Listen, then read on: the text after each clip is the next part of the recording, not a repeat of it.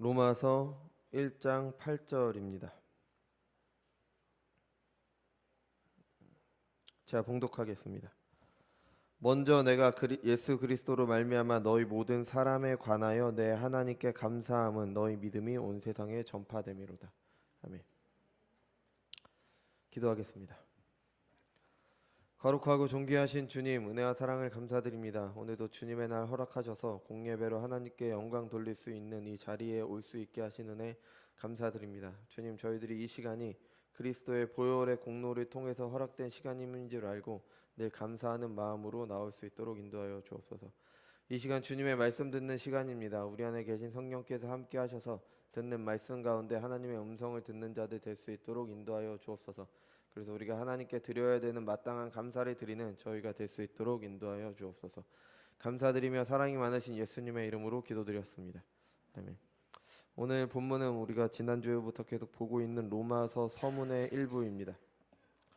지난주에는 서문의 내용을 통해서 이제 신자들도 계속 복음을 배워야 된다는 것에 대해서 우리가 생각을 해봤습니다. 그러니까 참된 믿음을 가진 신자라면 복음을 통해서 그 믿음이 계속 자라가야 합니다. 복음의 권면과 책망과 교육을 싫어하는 사람들은 성경은 그런 사람들을 거만한 사람이라고 얘기를 합니다. 우리가 리딩 지저스로 읽은 잠언에서 그렇게 말을 했죠. 복음을 믿지 않기 때문에 복음의 가르침을 거절하게 됩니다. 참된 신자는 하나님을 향한 소망이 있기 때문에 복음을 통해서 그 소망을 이루기를 간절히 원합니다. 복음의 가르침을 통해 이 세상 속에서 신자로 살아가는 게 어떤 의미이며 어떻게 살아가야 되는 것인지를 배워갑니다. 그래서 하나님께 영광 돌리며 하나님 나라를 이루어가게 됩니다. 그래서 바울은 이미 참된 믿음을 가진 로마 교회 성도들에게 더 풍성한 복음을 전하기 위해 로마로 가기를 원했습니다. 그래서 복음을 믿는 성도들에게 복음을 전한다는 이 말이 이상하지 않는 것이 이제 바로 이런 의미였죠. 그래서 오늘도 서문에서 좀 이상해 보이는 말에 대해서 겉으로 볼 때는 좀 이상해 보이는 말에 대해서 이제 살펴보려고 합니다. 바울은 로마 교회의 믿음, 그러니까 신앙이 알려진 것에 감사합니다. 근데 이 감사가 좀 이상하죠. 감사의 대상이 하나님이십니다. 그러니까 누가 뭘 잘하면은 우리는 그 사람을 칭찬합니다. 그죠? 믿음이 좋은 것은 하나님의 믿음이 좋은 게 아니잖아요. 그러니까 로마 교회의 믿음이 좋은 겁니다. 그죠? 그들의 소문이 퍼져났다는 거는 당연히 그러면은 로마 교회를 칭찬해야죠. 뭐 칭찬이 아니더라도 감사를 한다고 하더라도 로마 교회에 감사를 해야 됩니다. 왜냐하면 로마 교회의 믿음이니까. 로마 교회 성도들의 믿음이니까요. 근데 바울은 로마 교회가 아니라 이제 하나님께 감사하고 있습니다. 그렇죠? 우리는 그 이유를 이미 잘 알고 있죠. 그렇죠? 하지만 신앙인이 아니라면 믿음이 없는 일반 사람들에게는 이상하게 생각이 될 것입니다. 그러니까 마치 이런 것과 비슷한 거예요. 직장에서 한 달 동안 열심히 해서 돈을 벌었어요. 돈을 벌었죠. 세상 사람들은 수고한 자신을 위해서 뭘 해줄까를 생각을 해요. 그러니까 한 달 동안 좀 수고했으니까 좀 먹고 싶던 음식도 좀 사 먹고 아니면 좀 아껴서 사고 싶었던 것도 사고 뭐 이렇게 합니다. 왜냐하면 내가 열심히 일해서 번 돈이니까 좀 내가 수고했으니까 자신에게 이런 상을 작은 상이라도 이렇게 주죠. 근데 신자들은 아닙니다. 그죠? 그러니까 수고한 자신을 위해 이제 작은 상을 줄 수도 있죠. 그게 뭐 나쁘다는 건 아니에요. 그런데 그 전에 수고한 자신을 위해 소소한 즐거움을 찾아줄 수도 있지만 그 전에 먼저 하는 것이 있습니다. 우리는 먼저 하나님께 감사합니다. 내가 열심히 공부해서 내가 들어간 직장에서 내가 열심히 일해서 번 돈인데 왜 하나님께 감사하냐? 세상 사람들은 이해할 수가 없죠. 이것이 바울의 감사가 이상해 보이는 첫 번째 지점입니다. 왜 로마 교회의 믿음이 좋은 걸 왜 하나님께 감사하냐? 그죠? 또 이상한 점이 하나가 더 있죠. 그러니까 하나님께 감사하는 것도 이상한데 뭐 그건 그렇다고 치고 하나님께 감사하는데 예수 그리스도로 말미암아 감사한다고 말을 하고 있어요. 여기서 말미암아라고 번역된 이 헬라어는 디아라는 헬라어인데요. 이게 보통 무엇을 통해서라는 의미예요. 그러니까 바울은 예수 그리스도를 통해서 하나님께 감사하는 겁니다.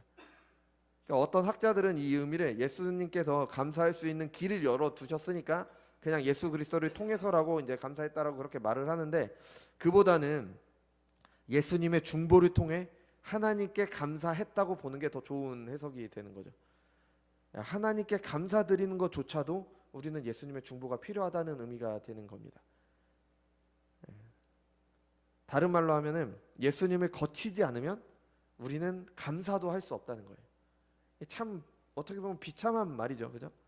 감사는 하는 사람이 아니라 내 유익이 아니라 받는 사람에게 좋은 거잖아요. 그죠? 근데 우리가 하나님께 감사하면 내가 좋은 게 아니라, 물론 저도 좋지만 하나님께 좋은 거잖아요. 감사를 받는 사람이 좋은 거니까. 근데 그 감사조차도 그리스도를 통하지 않으면 할 수 없다는 것을 이 사도의 말을 통해서 우리는 알 수가 있는 거죠.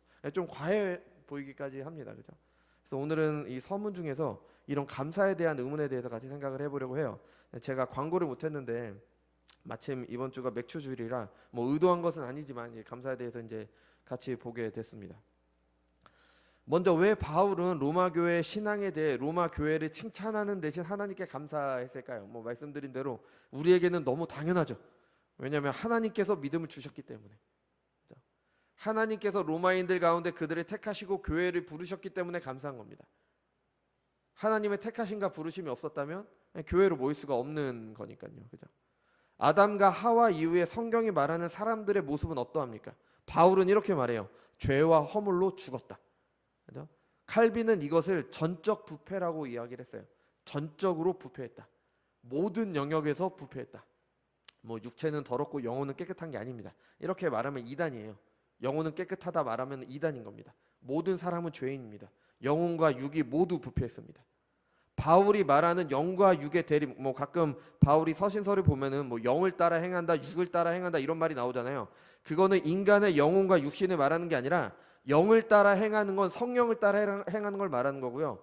육을 따라 행하는 거는 우리 죄악된 본성을 따라 행하는 걸 말하는 겁니다. 그거는 영혼과 육체를 대조시키는 게 아니죠. 그래서 우리는 우리의 생각도, 우리의 감정도, 우리의 의지도 부패했습니다. 우리가 하는 모든 것은 죄입니다. 믿음으로 하지 않는 것은 모든 것이 죄가 되는 거죠. 이런 죄인들이 하나님을 믿도록 하셨기 때문에 하나님께 감사하는 겁니다. 그런데 이 전적 부패가 사람들에게는 상당히 마음에 들지 않는 거예요. 왜냐하면 사람들이 지나치게 나쁘게 본다 이렇게 생각될 수가 있기 때문이죠. 그죠? 그래서 전적 부패는 아니다. 약간의 소망은 있다.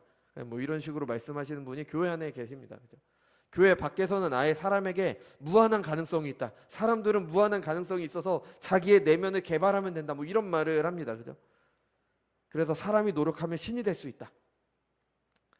절대 아닙니다. 노아 시대에 하나님께서는 사람이 계획한 바가 어려서부터 악했기 때문에 홍수로 심판하셨습니다. 창세기 6장 5절입니다. 여호와께서 사람의 죄악이 세상에 가득함과 그의 마음으로 생각하는 모든 계획이 악한 뿐임을 보시고 이제 홍수 심판을 내리기로 작정을 하셨죠. 그런데 홍수 후에도 사람들은 달라지지 않았습니다. 홍수 후에 노아가 하나님께 번제를 드릴 때 그것을 받으시면서 이렇게 말씀하셨어요. 여호와께서 그 향기를 받으시고 그 중심에 이르시되 내가 다시는 사람으로 말미암아 땅을 저주하지 아니하리니 이는 사람의 마음이 계획하는 바가 어려서부터 악함이라. 그러니까 똑같은 이유에서 한 번은 홍수 심판을 하고 이제는 저주하지 않겠다라고 말씀하신 겁니다. 홍수 전에 사람들이 악했기 때문에 그들을 심판하셨지만 홍수 후에도 사람들은 여전히 악했습니다. 그래서 하나님께서 세우신 방법이 한 사람을 택해서 구원하시는 거죠. 그게 바로 아브라함이었고요. 그래서 그를 통해서 이제 예수님께서 오시게 되는 거죠. 심판 후에도 사람들은 전혀 달라지지 않았습니다. 여전히 죄인들이었습니다. 이건 지금도 마찬가지예요. 그러니까 우리가 좀 착각하고 있는 게 뭐냐면은 과거보다 우리가 문명화되었기 때문에 죄를 덜 짓는다고 착각을 해요. 좀 지난 사람들은 좀 원시인이라 그러죠. 원시인들은 좀 원시적이니까 좀 과격하고 그런 면이 있는데 요즘 시대는 좀 세련됐고 교육도 더 많이 받았고 그러니까 사람들이 좀 죄를 짓지 않는다 뭐 그렇게 생각을 하는데 여러분 그렇지 않습니다. 사람들은 여전히 악합니다. 시대에 따라 변하는 것은 사람의 악함이 아니라 악함이 드러나는 양상, 죄의 양상이죠. 죄의 본질은 똑같습니다. 여전히 세상이 돌아가는 원리는 힘입니다. 힘이 있으면 좀 마음대로 하잖아요. 그러니까 힘이 없으면 그것에 눌리는 거죠. 그 힘이 어떤 것이냐가 달라진 거예요. 뭐 과거에는 힘이 세냐, 뭐 권력이냐, 지식이냐, 돈이냐, 뭐 이런 것이 달라지는 것입니다. 여전히 힘이 세상을 지배합니다. 또 세상은 악해요. 여전히 의학 기술이 발달했지만 그 의학 기술은 부자인 사람들, 돈이 있는 사람들, 힘 있는 사람들을 위한 겁니다. 가난하고 힘든 사람들은 제대로 된 치료를 받지 못해서 여전히 간단한 병에도 죽어가고 있어요. 여전히 힘없는 사람들은 힘들게 살아갑니다. 그래서 그 힘을 얻기 위해서 우리 시대에는 돈이죠. 그래서 돈을 위해서라면 다른 사람이 어떻게 되든 말든 신경 쓰지 않아요. 과거에는 그냥 죽였다면 요즘에는 죽는 것만도 못하게 만들어버리잖아요. 우리가 그 보잖아요. 무슨 전세 사기니 뭐 하는 거지. 그거 완전히 사람을 완전히 죽이는 거잖아요. 그렇게 만들어 버립니다. 왜? 돈 얻기 위해서. 아담 이후의 모든 사람들은 죄와 허물로 죽었다는 게 성경이 증언이며 우리가 현실에서 볼 수 있는 바입니다. 그래서 그래도 뭐 좀 착하게 사는 사람들이 있지 않느냐? 우리가 하나님의 형상대로 지으심을 받은 흔적이라고 할까요? 타락했지만 부패했지만 모든 영역에서 부패했지만 약간의 선함은 남아 있을 수도 있습니다. 어느 정도는 있죠. 그렇지만 모든 사람은 자신의 소명을 잊은 채 자신만을 위해 살기 때문에 모든 사람은 죄인입니다. 전적으로 부패했습니다. 그렇기 때문에 바울은 로마 교회의 믿음을 듣고 하나님께 감사한 겁니다. 로마 교회의 믿음이 하나님의 은혜의 선물인 줄 알았기 때문입니다. 에베소서 2장 8절입니다. 너희는 그 은혜에 의하여 믿음으로 말미암아 구원받았으니 이것은 너희에게서 난 것이 아니요 하나님의 선물이라. 구원이 믿음이 하나님의 선물임을 분명히 말을 하고 있습니다. 아니 내가 믿는 건데 왜 하나님께 감사하냐? 하나님이 나를 믿으라고 등 떠밀는 것도 아니고 뭐 환상 중에 짠하고 나타나서 뭐 믿으라고 말씀하신 것도 아니냐? 이거 내가 선택하고 내가 믿었는데 왜 그러냐? 우리는 그런 질문을 하지 않습니다. 우리는 우리가 죄인이었다는 걸 알기 때문에 하나님의 은혜가 아니면 구원받을 수 없다라는 걸, 믿음이 생길 수 없다라는 걸 우리는 알기 때문에 그런 거죠. 하나님이 믿도록 하지 않으신다면 도저히 인간의 상식으로 말이 안 되는 복음을 우리는 믿을 수가 없는 겁니다. 아니 사람이 죽었다가 부활했대요. 그거 어떻게 믿을 수가 있어요? 이해가 안 되잖아요. 하나님이 믿도록 하시고 성령께서 이끄시지 않으면 지극히 이기적인 내가 하나님의 뜻에 따라 행할 수 없다는 걸 알기 때문입니다. 그래서 나에게서 조금의 믿음이라도 발견된다? 하나님의 은혜인 겁니다. 여러분 성경이 증언하는 하나님이 믿어지십니까? 그러면 하나님께 감사하시기 바랍니다. 내가 다른 사람보다 더 나은 게 있어서 믿은 게 아니라는 겁니다. 내가 하나님께 더 사랑받을 만한 구석이 있어서 나를 믿도록 하시는 은혜를 입은 게 아니에요. 그냥 오로지 하나님의 기쁘신 뜻에 따라 죄인 중에서 나를 긍휼히 여기심으로 믿게 된 것입니다. 그러니까 믿게 된 것 자체가 은혜이고 감사해야 될 조건이 되는 거죠. 하나님의 은혜가 없다면 지극히 교만한 내가 복음의 도 앞에 굴복할 수 없습니다. 또 어떤 분들은 이런 하나님의 은혜를 오해해서 마치 하나님께서 모든 사람을 구원하셔야 하는 것처럼 생각하시는 것도 해요. 그래서 이렇게 따지죠. 아니 왜 사랑의 하나님이 일부만 구원하시고 일부는 멸망하시도록 가만히 두시느냐? 당연히 하나님께서는 모든 사람을 구원하실 능력도 있으십니다. 그런데 그렇게 하지 않으시는 겁니다. 그렇다고 하나님께서 의롭지 못하다고 할 수가 없어요. 죄인이 자신의 권리를 주장하는 게 옳지 못하잖아요. 마치 살인죄를 저지른 사람이 아니 왜 나를 처벌하느냐? 나에게도 기회를 줘야 되지 않느냐? 이거 불공평한 거 아니냐? 이렇게 따지고 있는 거예요. 이건 말도 안 되는 거잖아요. 또 우리는 한낱 먼지에 불과한 피조물이 하나님의 뜻도 모르면서 이러쿵저러쿵 말하는 것도 옳지 못합니다. 도리어 우리의 생각을 믿을 게 아니라 하나님이 성경이 계시하는 하나님, 우리가 믿는 그 전지전능하시고 사랑과 공의와 모든 것이 무궁하신 그 하나님의 행하심이 옳다고 믿는 것이 더 바른 겁니다. 우리보다 하나님이 더 의롭습니다. 우리보다 하나님이 더 옳으세요. 하나님이 행하신 일이 더 맞는 겁니다. 구원은, 믿음은 오직 은혜입니다. 주시면 감사한 거지 안 주신다고 불평해야 될 게 아닌 거죠. 자, 이제 하나님께 감사를 하는데 바울은 이번에는 이제 예수님을 통해 감사를 했죠. 그냥 예수님이 중요하신 분이니까 이름 한번 넣는다 그런 의미에서 넣었을 리가 없어요. 왜냐하면 바울은 우리가 살펴보고 있듯이 아주 신중하게 한 글자 한 글자를 쓰고 있습니다. 그죠? 그렇기 때문에 이제 예수님을 통해 감사한다는 것도 어떤 의미가 분명히 있는 거죠. 이건 어떤 의미일까요? 뭐 말씀드린 것처럼 예수님을 통하지 않으면 우리는 제대로 된 감사도 할 수 없다는 겁니다. 이것도 좀 기분 나쁠 수가 있죠. 도대체 우리를 뭘로 보고 이렇게 말을 하느냐, 그죠? 아니 우리가 아무리 모자라도 감사도 제대로 못해서 예수님을 통해서 하느냐? 예, 맞습니다. 그게 사실입니다. 누가복음 7장 36절에 보면은 예수님을 식사 자리에 초대한 바리새인에 관한 이야기가 나와요. 근데 예수님께서 바리새인의 집에 가서 앉아 계실 때 그 동네에 이제 죄를 지은 한 여인이 있었습니다. 그 여자가 이제 예수님께서 그 집에 계시다는 걸 알고 이제 찾아갑니다. 찾아가서 예수님 앞에서 엎드려서 눈물로 그 발을 씻습니다. 그 머리털로 그 발을 이렇게 닦고 그리고 나서 이제 그 발에 이제 입을 맞추고 향유 담은 옥합을 가져와서 이제 그것을 향유를 부었습니다. 그러니까 우리 눈에 보기에는 좀 과하죠. 뭐 아무리 예수님이시라지만 어떻게 그렇게까지 할 수가 있느냐, 좀 과합니다. 그래서 그것을 본 그 예수님을 초대한 바리새인도 속으로 생각했어요. 예수님이 진짜 선지자라면 이런 일을 하는 저 여인이 죄인임을 알았을 텐데, 그러니까 교만함이죠. 어떻게 예수님이 죄인과 함께 하실 수 있느냐? 나는 죄인이 아니기 때문에 나는 그렇게 하지 않는다. 죄인과 함께 할 수 없다. 이런 교만함이 있었습니다. 그때 예수님께서 뭐라고 하셨습니까? 바리새인에게 이렇게 말씀하셨어요. 너는 내가 집에 왔는데 발 씻을 물도 주지 않았다. 이거 발 씻을 물을 주는 거는 그 초대한 사람, 손님을 맞이하는 주인의 기본 예절입니다. 근데 그것도 하지 않았다는 겁니다. 그런데 이 여인은 눈물로 내 발을 적시고 머리털로 닦았다. 너는 내게 입맞추지 않았지만, 이것도 사랑의 유대인들의 인사법이에요. 이 여인은 내 발에 입맞췄다. 너는 내게 감람유도 주지 않았지만 이 여인은 향유를 내 발에 부었다. 나를 너보다 더 사랑하기 때문이다. 왜 더 사랑하느냐? 얼마나 큰 죄사함의 은혜를 입었는지 알기 때문이다. 너는 죄사함의 은혜가 얼마나 큰지 잘 모른다. 그러니까 너는 나를 그렇게 대한 것이다. 여러분, 이 일 속의 바리새인이 바로 우리의 모습입니다. 우리가 받은 은혜가 얼마나 큰지 모르기 때문에 제대로 된 감사를 할 수 없습니다.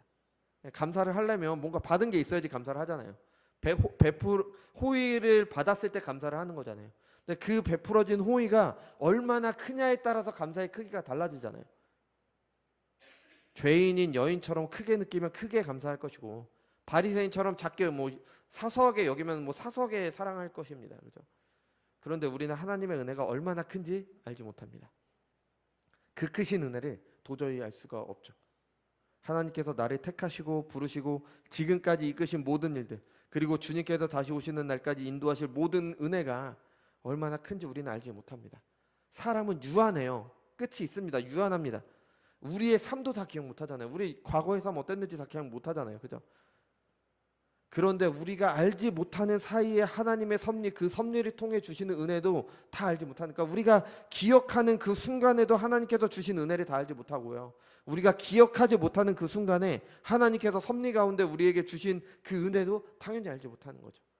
은혜를 다 알지 못하니까 합당한 감사를 돌릴 수가 없는 겁니다. 또 예수님께서 십자가에 달려 죽으시고 부활하심으로 우리가 하나님의 자녀가 된 것이 얼마나 큰 은혜인지 모릅니다. 은혜로 예배의 자리에 올 수 있었고요, 은혜로 하나님께 순종할 수 있게 된 게 얼마나 큰 은혜인지 모릅니다. 그러니까 예배 자리에 올 때 감사함이 없는 거죠. 하나님께 순종할 때 감사함이 없는 겁니다. 이런 하나님께서 주신 은혜를 안다면 하나님께 불평하는 게 정말 이상하는 거예요. 우리는 하나님이 만드시지 않았다면 존재하지도 않을 사람들이에요. 이미 존재한다는 것 자체가 너무 감사한 거죠. 또 그냥 창조만 하신 것이 아니라 살아가기 위해 필요한 모든 것을 다 주셨고요, 이 세상에서 살아갈 수 있도록 하나님께서 도우시잖아요. 그러면 된 거 아닌가요? 우리가 그냥 살아가고 있잖아요. 그러면 된 거잖아요.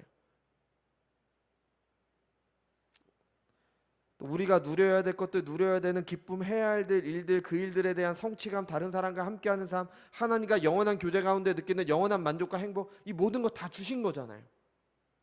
자격이 있어서 주신 게 아닙니다. 자격 없는 자들에게 베푸신 은혜는 구원의 은혜만이 아닙니다. 여러분, 우리가 자격이 있어서 하나님께서 태양을 주셨습니까? 아니, 태양빛에서 우리가 에너지를 얻잖아요. 근데 우리가 자격이 있어서 태양을 주셨어요? 우리가 누릴 자격이 있어서 이 모든 것을 주신 게 아닙니다. 은혜입니다. 단 하나도 은혜가 아닌 게 없어요. 그러니까 제가 앞에서 이런 말을 하고 있지만 저 역시 부족한 사람이기 때문에 하나님께서 얼마나 큰 은혜를 베푸셨는지 몰라요. 그러니까 감사함이 없는 겁니다. 감사 대신 무엇을 합니까? 불평을 하죠. 이게 출애굽한 이스라엘의 광야의 모습이잖아요. 애굽에서 종로를 타던 그들 큰 권능으로 이끌어내셨잖아요. 그죠? 근데 그 자체가 감사한 건데 이스라엘 백성들 잊어버리잖아요. 물 없으면 물 달라, 배고프면 밥 달라, 고기 없으니까 고기 달라, 맨 하는 게 불만 불평입니다. 아니, 노예였고 비참한 가운데 있던 그 노예들을 자유인으로 만들어 주셨다는 게 그거 자체가 감사한데 자꾸 먹을 고기 없다고 애굽으로 돌아가겠대요. 다시 종이 되겠대요. 이게 얼마나 부족한 모습입니까? 그리고 게다가 그들이 가는 그 길은, 광야 그 길은 그냥 길이 가는 게 아니라 가나안 땅, 약속의 땅, 하나님 나라, 그 좋은 나라에 가는 복의 근원이 되는 나라를 향해 가는 거잖아요. 가기만 하면 돼요. 근데 왜 가는 길 동안 계속해서, 또 가는 길 동안 그냥 두시는 것도 아니라요, 보호하셨잖아요. 계속. 아니, 신발이 해지지도 않았고 옷이 해지지도 않았잖아요. 물 주시고 먹을 거 주시고 다 주셨잖아요. 전쟁이 일어나면 하나님께 순종하면 이겼어요. 불순종할 때 졌죠. 다 은혜 아닙니까? 근데 불만불평합니다. 아니 이제 가서 하나님 나라 가서 하나님 나라 이루고 복의 근원이 돼서 그 복을 전하면 되는 건데, 여러분 이것이 하나님께서 주신 은혜를 제대로 모르는 우리의 모습 아닙니까? 죄인 가운데 우리를 구원하셨습니다. 이 땅에서 지극히 복된 하나님 나라를 이루도록 하셨습니다. 우리 그 복된 나라를 살도록 하셨죠. 그 길 가운데 지키실 것도 약속하셨고 또 그 은혜를 맛보면서 우리가 여기까지 왔잖아요. 그렇죠? 그런데도 은혜를 제대로 몰라 감사하지 못하는 것이 우리의 모습 아닐까요? 그래서 무슨 일만 생기면 불평부타는 우리 아닌가요? 이런 우리이기 때문에, 은혜를 제대로 모르는 우리이기 때문에 예수님을 통해서만 감사할 수 있는 겁니다. 최선의 감사를 한다고 해도 은혜를 다 모르는 우리의 연약 때문에 온전한 감사가 될 수가 없는 겁니다. 유일한 중보자이신 예수님을 통해서만 감사하게 되는 거죠. 감사에도 그리스도의 중보가 필요한 다른 이유가 하나가 더 있는데요. 그러니까 우리는 무엇을 감사해야 되는지 모른다는 거에 있습니다. 그러니까 신명기 23장 16절에서 17절을 보면은 이스라엘 여자 중에 창기가 있지 못할 것이요 이스라엘 남자 중에 남창이 있지 못할지니 창기가 번동과 개 같은 자의 소득은 어떤 서원하는 일로든지 내 하나님 여호와의 전에 가져오지 말라. 이 둘은 다 내 하나님 여호와께 가증한 것입니다. 아멘. 이게 정당하지 못한 방법으로 얻은 소득은 하나님 앞에 가증하다고 한 거잖아요. 그러니까 야고보서 5장에서도 같은 걸 말해요. 들으라 부한 자들아 너희에게 임할 고생으로 말미암아 울고 통곡하라. 너희 재물은 썩었고 너희 옷은 좀 먹었으며 너희 금과 은은 녹슬었으니 이 녹이 너희에게 증거가 되며 불같이 너희의 살을 먹으리라. 너희가 말세에 재물을 쌓았도다. 이게 부자들이 잘못했다는 말이 아닙니다. 잘못된 방식으로 얻은 부가 죄라는 거죠. 다른 사람을 압제함으로 얻은 죄가 바로 얻은 재물이 죄라는 겁니다. 그 죄로 얻은 재물을 하나님께서 받지 않으십니다. 그렇다면 같은 원리로 우리가 죄를 통해서 어떤 유익을 받게 된 것을 감사한다면 이게 정당한 감사일까요? 뭐 어떤 사업가가 뭐 사업에 성공했습니다. 근데 모든 성공한 사업가들이 그런 건 아니지만 어떤 사람들은 자기 밑에 있는 사람들의 고열을 쥐어짜서 성공하는 경우가 있죠. 의롭지 못한 방법으로 성공을 한 거예요. 뭐 다른 사람의 사기를 친다든가 뭐 어떻게 해서 뭐 불의한 방법으로 성공을 했어요. 그럼 이것에 대해서 하나님께 감사하는 게 옳은 것일까요? 옳지 않다고 하셨잖아요. 가증한 것이라고 하셨잖아요. 또 아니면 뭐 무슨 회장 선거를 하는데 부정한 방법으로 당선이 됐어요. 뭐 이상한 뭐 여러 가지 수작을 부려서 당선이 됐습니다. 이러한 불의한 일에 대해서 감사하는 게 옳은 일일까요? 당연히 아닙니다. 그죠? 이거는 좀 명백해 보이잖아요. 그러니까 우리가 이렇게 분별할 수 있는데 우리는 알지 못하는 사이에 우리가 불의하게 유익을 얻을 수도 있습니다. 왜냐하면 우리는 불의한 사회에서 가기 때문이죠. 그죠? 그러니까 불의한 사회에서 불의한 제도 가운데 살아가기 때문에 우리가 의도하지 않게 불의한 유익을 얻을 수가 있습니다. 뭐 과거 우리나라는 엄청난 경제 성장을 이루었죠. 하나님께 감사할 만한 일이잖아요. 경제 성장을 이루었으니까요.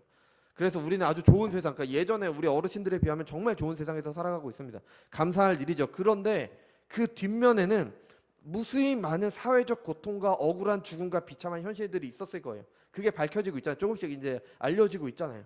그렇다면 우리가 과연 지금 누리고 있는 것들이 하나님께 정당할까요? 의로운 것일까요? 의롭지 못하다면 이게 우리가 하나님께 감사할 조건이 되겠습니까? 영국의 산업혁명 때도 그랬잖아요. 그죠? 엄청난 발전을 이루었지만 그 뒤에 약자들의 노동력에 착취가 있죠. 뭐 애들 막 작은 애들 데려다가 이렇게 막 뭐 밥도 안 주면서 몇 시간씩 일시키고 그랬잖아요. 그죠? 그렇다면 산업혁명의 열매를 누리는 사람들의 유익이 의롭다고 할 수 있을까요? 이건 불의로 얻은 게 아닐까요? 이처럼 우리가 어떤 잘못을 저지르지 않더라도 불의한 세상에서 살아가기 때문에 우리가 얻은 것들이 모두 100% 의로운 일들의 결과가 아닙니다. 간단한 예로 뭐 저는 농구를 좋아해서 농구화를 좋아하는데 농구화를 샀어요. 농구화 사면은 기쁘잖아요. 하나님께 감사할 일이잖아요. 근데 그 농구화가 의롭지 못한 방식으로 만들어졌을 수도 있어요. 제가 잘은 모르지만 어느 뭐 가난한 나라에서 정당하지 않게 임금을 주지 않으면서 그 사람들을 착취해서 운동화를 만들었을 수도 있어요. 그럼 내가 그것을 돈 주고 샀다고 하더라도 나는 불의한 것을 얻은 겁니다. 내가 의도하지 않았지만. 우리는 불의한 세상 속에서 살아가기 때문에 내가 의도하지 않게 불의한 유익을 얻을 수가 있다는 겁니다. 그렇다면 우리가 어떤 것에 대해서 감사하는 게 하나님 앞에 옳다고 정당하다고 할 수 있을까요? 모르는 겁니다. 몰라요. 이렇게 본다면 우리는 무엇을 감사해야 될까요? 뭘 감사해야 될지 모르겠죠. 정당하지 못하니까요. 그죠? 그래서 예수님의 중보가 필요한 겁니다. 우리는 뭘 감사할지도 모르니까. 우리는 하나님의 은혜를 몰라서 제대로 감사할 줄 모릅니다. 늘 부족합니다. 다른 한편으로는 세상에서 일어나는 모든 일을 다 할 수 없기 때문에, 불의한 세상에서 그 일부가 되어 살아가기 때문에, 그래서 때로는 하나님께서 받지 않으시는 감사를 할 수도 있는 겁니다. 그렇기 때문에 예수님을 통해 하나님께 감사하는 겁니다. 예수님께서 우리의 부족하고 잘못된 감사를 하나님께서 받으시도록 해주시는 겁니다. 사실 우리의 모든 게 마찬가지예요.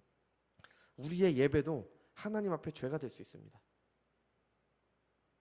전에 말씀드린 것처럼 우리는 예배드리는 순간에도 하나님께 죄를 짓잖아요. 감히 하나님 앞에서 어떻게 그렇게 할 수 있어? 감히 하나님 앞에서 내가 100% 영과 진리로 하나님께 예배드린다고 누가 확신할 수 있겠어요? 그렇다면 죄를 지으니까 예배를 드려서는 안 됩니까? 아닙니다.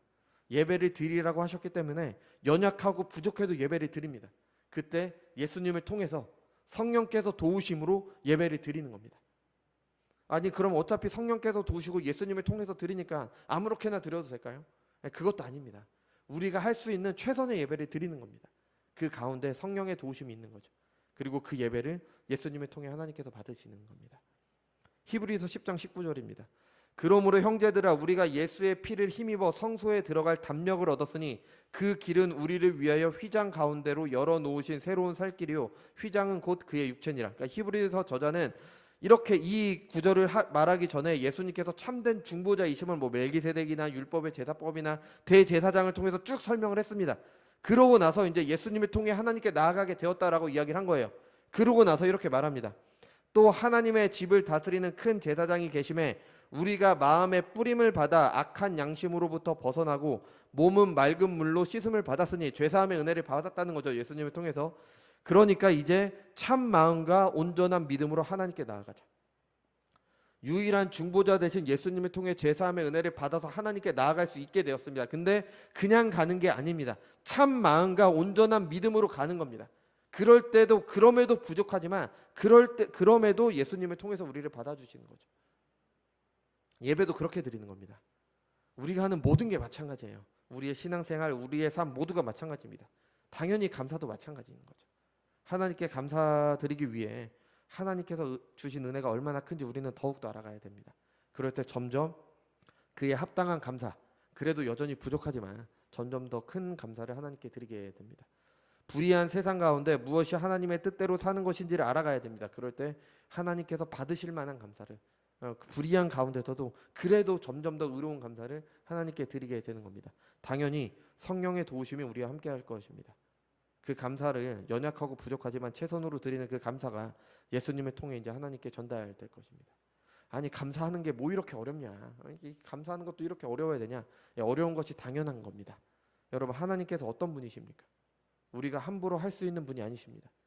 예수님을 통해 하나님께 갈 수 있게 되었다는 것이 하나님께 함부로 가도 되는 그런 면죄권을 얻은 게 아닙니다. 갈 수 없는 자들에게 갈 수 있는 은혜를 입은 겁니다. 감사와 겸손함으로 나아가야 됩니다. 이렇게까지 해서 하나님께 갈 필요가 있느냐? 필요합니다.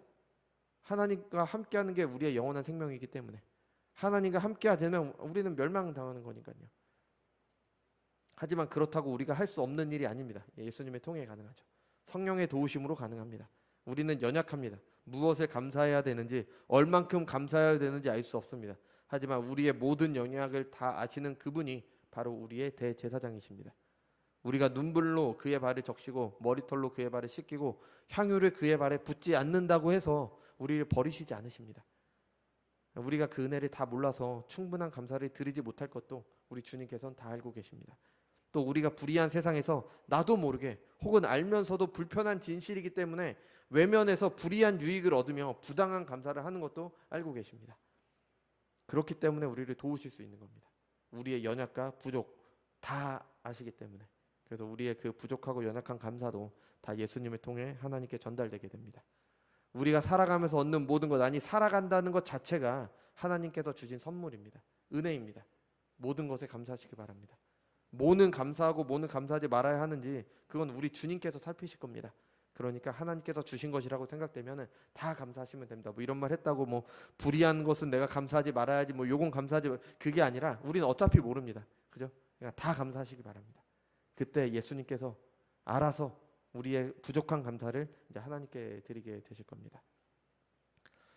마지막으로 이제 한 가지만 더 말씀드릴게요. 바울은 로마 교회의 믿음을 감사를 했죠. 그죠?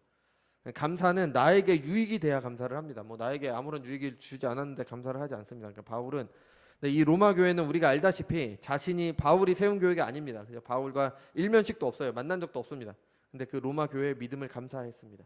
물론 바울은 이 서신서에는 당연히 적지 않았겠지만 개인적인 감사도 했을 거예요. 내게 뭐 이렇게 감사도 했을 겁니다. 근데 로마 교회의 믿음을 보고 감사를 했다는 것은 로마 교회의 믿음이 바울에게 유익이 되었다는 겁니다. 무엇이 유익이 됐을까요? 하나님 나라를 이루어 간다는 것이 바울에게 주는 유익인 겁니다. 여러분, 우리가 주일기 도문에서 생각해 봤듯이 신자의 삶의 이유와 목적, 진정한 소망이 무엇입니까? 하나님 나라가 이루어지기를 바라며 하나님 나라를 이루기 위해 사는 것이 신자의 삶입니다. 로마 교회의 믿음의 모습은 그 하나님 나라가 이루어져 가고 있다는 겁니다. 바울에게 기쁜 일일 수밖에 없는 거죠.